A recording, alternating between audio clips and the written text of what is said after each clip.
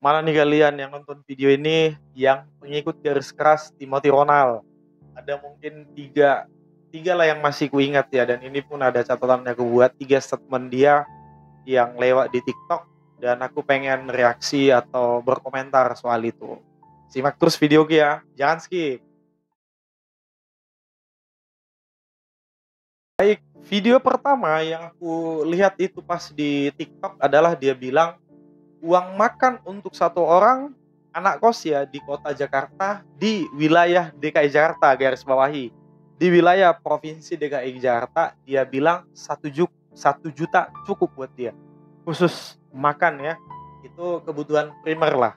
Kita coba breakdown dari 1 juta tuh, kalau dibagi 30 hari kan, 1 bulan kurang lebih berapa ya? 30 atau 33 ribu ya kalau nggak salah.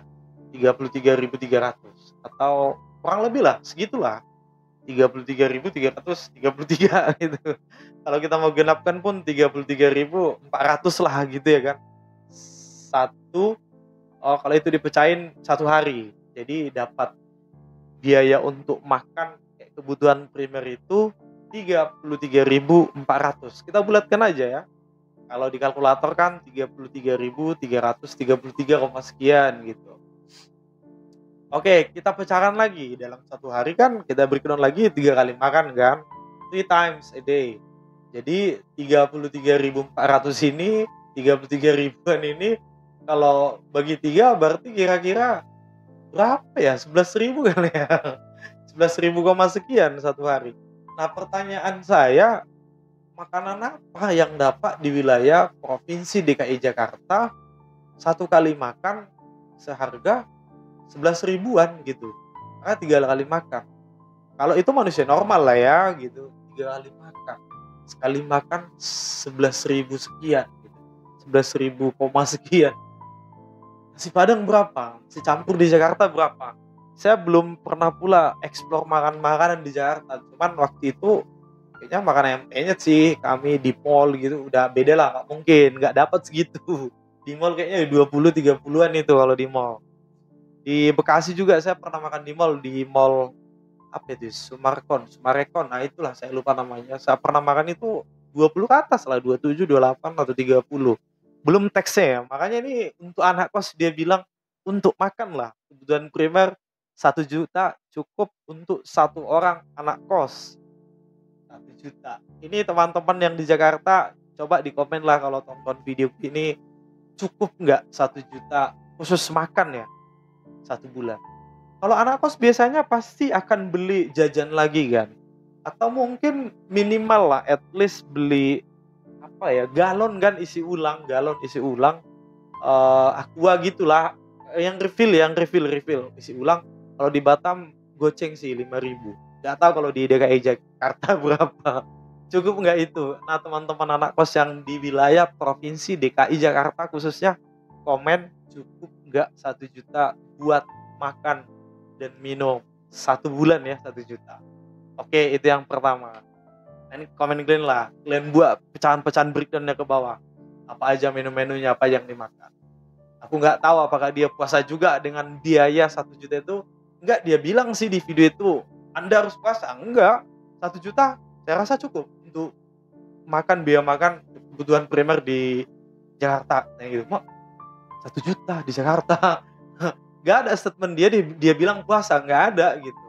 Cuma angkanya dikasih tahu. Oke, next number 2 itu yang pertama. Yang kedua itu dia bilang gini, kalau Anda punya gaji 10 juta 1 bulan, ini kalau Anda punya gaji 10 juta 1 bulan, ini nggak dibilang domisili di mana ya, nggak dibilang domisili tinggal di mana. Yang penting kalau kamu atau kalau saya punya gaji 10 juta nih, saya akan makan hanya pakai kuah doang. Bayangkan, hanya pakai kuah doang, nggak pakai lauk, paling hanya pakai kuah atau sayur gitu, murah. Selama duit ini harus bisa diputar.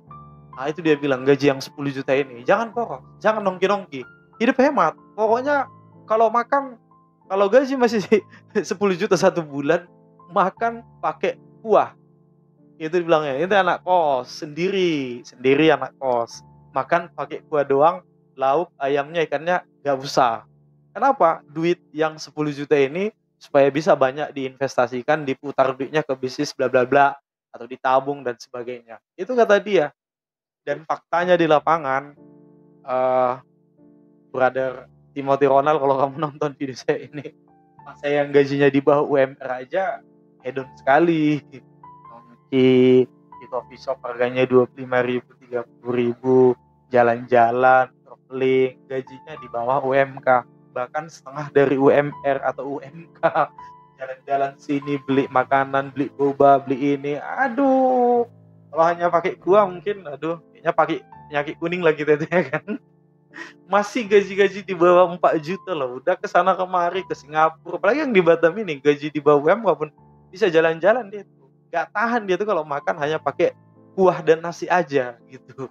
Mungkin Timothy Ronald udah pengalaman, udah pernah mengalami seperti itu, salut lah ya.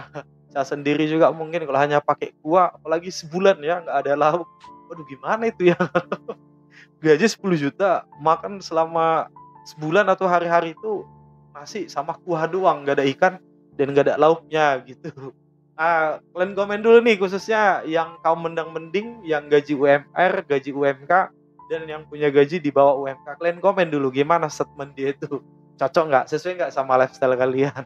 Ya kan? Kalau saya sendiri kayaknya berat untuk melakukannya. Kayaknya bisa sih, tapi nggak berjalan mulus 1 bulan ya. Makan pakai nasi dan kuahnya aja, nggak usah pakai lauk gitu. Paling selang-seling lah, 2 hari pakai kuah, 1 hari pakai lauk, 2 hari lagi pakai kuah, paling gitulah. Tapi kalau long dia sebulan khusus saya makan nasi putih dan hanya misalnya kuah rendang, kue ikan gulai, kuah ayam gulai doang gitu, kayaknya nggak sanggup lah, nggak tahan ya.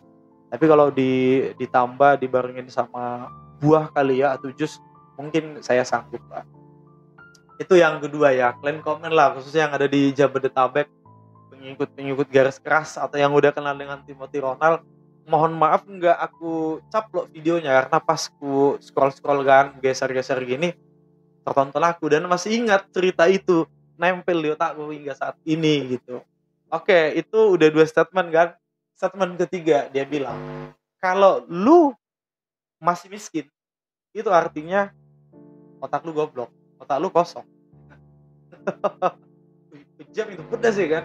Kalau lu masih miskin, berarti otak lu kosong, otak lu goblok. Emang lu goblok katanya. Karena menurut dia, pengalaman hidup dia juga, orang sekitar dia, tidak ada orang goblok kaya atau tidak ada orang kaya yang dia temui otaknya kosong. Tidak ada orang konglo-konglo itu yang otaknya goblok yang dia temui, duitnya miliaran, triliunan, gak ada otaknya goblok katanya. Makanya dia tarik kesimpulan itu. Jadi kalau Anda masih miskin, menurut dia, ya kita masih goblok, otak kita masih kosong gitu. Kalau statement yang ketiga ini saya sangat setuju. Saya setuju sekali lah, beribu setuju. Memang betul. Saya setuju yang kalimat ketiga ini. Tapi kalau yang 1-2 ini mungkin agak ya, mungkin ada pro dan kontra lah buat teman-teman ya. Kalau dibilang yang kalimat 1 dan kedua, dan kalimat ketiga ini saya murni memang saya sangat setuju dengan statementnya. Kalau kita masih miskin, itu artinya otak kita masih kosong, otak kita masih goblok. Soalnya tidak ada, pengalamanku juga sih sama sih ya. Tidak ada juga orang kutemui yang banyak duit, orang kaya di star pula yang ku kenal gitu, orang hebat, otaknya goblok gitu, otaknya kosong, nggak ada. Semua itu, wah kali-kali cepat kali, bagi-bagi cepat kali, persen cepat kali, negosiasi mantap, public speakingnya keren kali, kan nggak tahu lah, wawasannya luas gitu. Tentang ekonomi global Indonesia dia pelajari, saham dia pelajari, nggak tahu lah. Kayaknya isi-isi otak orang-orang kaya itu pada umumnya ya, yang aku temui juga sama seperti Timothy. Yang nggak ada sih otaknya yang apa ya, yang dangkal gitu. Yang udah berisi, otak-otak pintar, smart, banyak ilmu di otaknya. Kalau ngobrol gitu di coffee shop, di tempat-tempat kopi-kopi tiam, contoh di Batam ini ya, nggak usah dulu konglo-konglo ya, yang ekonominya di atas lah, mantap kali pola pikirnya, mindsetnya, kecerdasan intelektualnya, sesuai sih ya. Makanya aku setuju dengan Timothy Ronald. Gimana dengan kalian, setuju nggak? Komen di bawah, aku pengen tahu komentar kalian. Thank you.